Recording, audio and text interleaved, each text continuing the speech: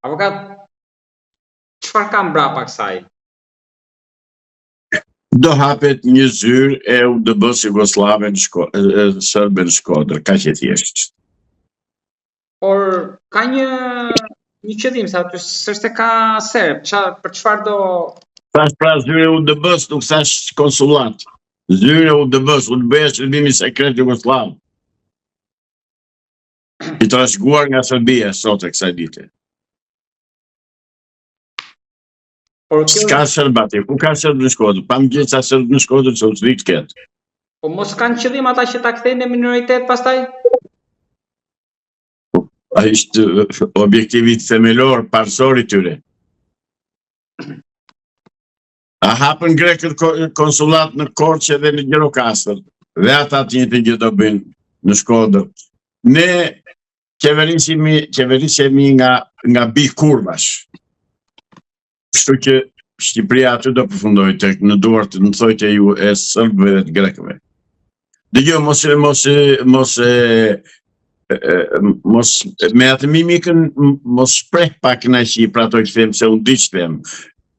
Jo, e kam fjalën, jo, nuk e kam fjalën, nuk e kam mimikën për atë që ju thoni, por për atë që mund të ndodh. Ne praktikisht kemi mbaruar si shtet. Jemi shitur. Ne si shtet jemi shitur.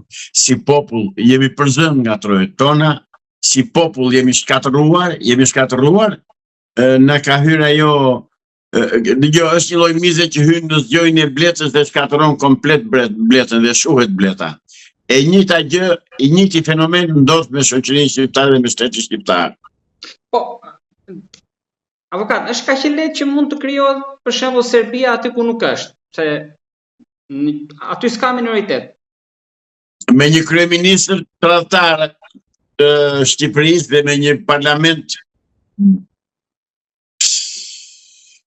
çfarë të them, me një parlament bastardësh biologjik, se atje pjesa më e madhe nuk din kë kanë baba, kjo do ndodh, edhe kjo po ndodh. Dhe populli Avokat Leoni, ju Adri Nuredari, besoj e keni dëgjuar, shkruan që kjo marrëveshje tani vjen në një moment kur në Zubin Potok në Kosovë u zbulua një varrezë masive, pra bën një referencë.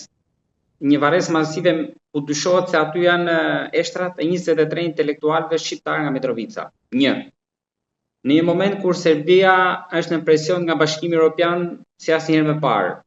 2. E treta, ministrja serbe bëri një deklaratë vetëm pak ditë më parë që do të spastrojë etnikisht gjithë shqiptarët nga Kosova. Pasivizimi i luginës e shqiptarëve nga lugina e Preshevës, një tjetër problem. E të tjera. Tani mas Ope Ballkanit ato i kemi diskutuar ne çka ka ndodhur. Vete kjo tani në një moment që po në fakt gjitha kjo mund të rezultojë edhe një lajm i gënjeshtër, avokat, se nga Tirana ne s'kemi pas asnjë mohim apo konfirmim deri tani, as nga Ministria e Jashtme apo institucionet tjera. Që ka bërë ndonjëherë transparencë të tradhtisë qeveria shqiptare deri më sot? Asnjëherë. Unë besoj 100% atë i thotë, dëgjoj, Serbin kje i natë për jepi hapun. Ata janë serios në politikë, janë serios në dhe në ato që thonë. Dhe flasin gjithmonë dhe flasin gjithmonë nga pozita e padronit me sklavin. Dhe çfarëdo që të duan ata, çfarëdo që të kërkojnë ata, sklavi i qeverisë shqiptare, që quhet Edi Rama, bashkë me ata krimbat që ka rreth rrotull që nuk kanë shtyllë kurrizore ta kundërshtojnë, ai do komandoj edhe do bëj ato që do ai. Dhe i ka bërë. Si që ka bërë Greku, varezat greke në Kërcyr me miratimin e Ilir Metës dhe të Sali Berishës, 2 tradhtarë të tjera tha, më palaco se ky që është tani, dhe kuptohet që Shqipëria është shitur. Kaq. Avokat, po një mesazh diplomatik ka ky vendim që jep Shqipëria tani, se aty tani po sipas disa prej analizëve që shkruajnë për këtë ngjarje të fundit është që nëse do kërkonte konsullat, do ta kërkonte Malizi. Ka ca malazez aty. Në radhë të parë, Serbia duhet të njohë Kosovën, pastaj të mund të hyjmë në bisedime me ta. Kjo është shitje direkte e Kosovës. Shitje direkte e Kosovës tek Serbia. Pra ju thoni që avokat përpara se të marrë vendim Shqipëria për Serbinë, për çdo marrëveshje, së pari duhet kalojë nga Kosova, që të pyes Prishtinën. Absolutisht po. Çdo marrëveshje duhet kalojnë përmjet Kosovës. Po këta në Kosovën e kanë shitur.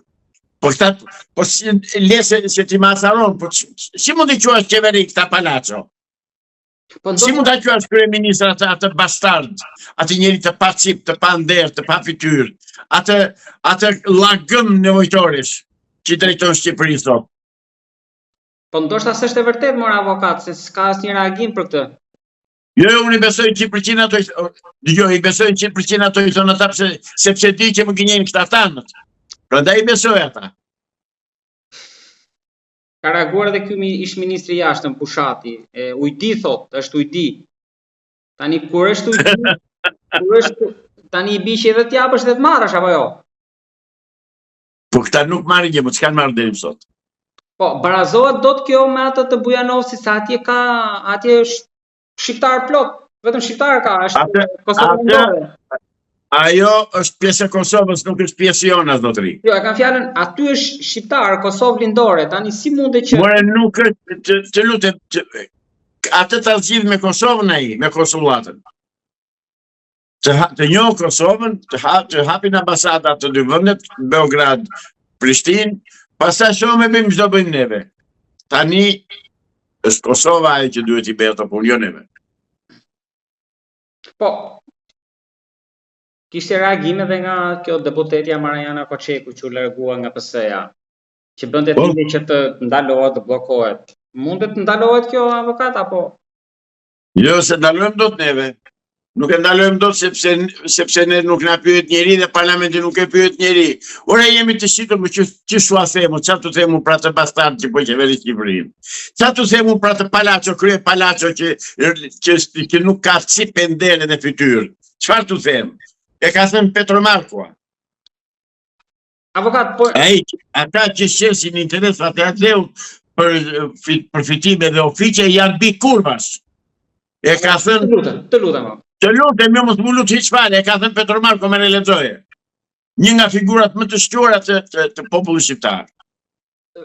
Prap avokat do të sjellë këndvështrimet që po qarkullojnë në rrjet për këtë, dhe një tjetër nga këta zërat publik mendon që ne po kthehemi këtu edhe në një fush betejë për të huajt, sepse kishim debatin mes maqedonasve dhe bullgarëve për pakicat në Shqipëri.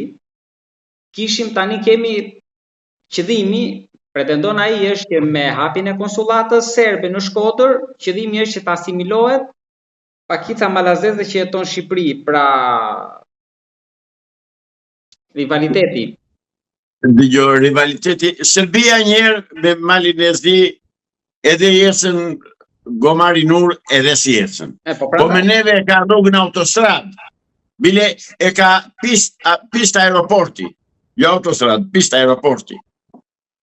Kështu që mbyllë këtë temë se është temë e neveritshme, temë e vështirë, temë që të asaron nga nervat të Krishgjakun, më siguroj do këto gjëra. Vazhdojmë të ti.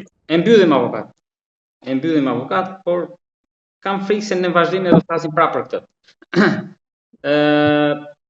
Po lexoj avokat në rrjet që do na vinë sa vietnamez këtu. Keni dëgjuar gjë ju? Edhe njerë, nuk e di nga vijnë këto lloj informacionesh, po nga do që të vijnë janë më të vërteta se sa ato që mund të nxjerrë ndonjëherë shtypi zyrtar shqiptar. Ky do bëj gjithçka. Ore ka marrë urdhër nga qifutët që të bëj Shqipërinë tash për të bëj, more. Qështu a themi shqiptarëve? Këtyre burrecëve që janë futur në brekte grave dhe s'janë në gjendje të mbrojnë atë dheun e tyre. Këtyre palacove që u kemi dhënë, kanë marrë mandatin e deputetit dhe rrinë si qelbësira e nuk ndjen para e Tiranës. E kemi thënë çfarë të themi më, si të themi.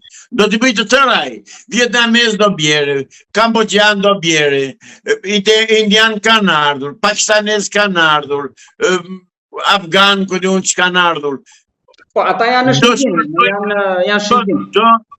Do prishi përbërjen demografike të Shqipërisë, do ta shkatërrojë, do ta bëjnë Shqipërinë me urdhër të Çifutistanit, do ta bëjnë një Australi ose një Amerikë, jo Amerikë kuptimin politik, në kuptimin e popullsisë. Pra një popullsi konglomerate shqiptare nga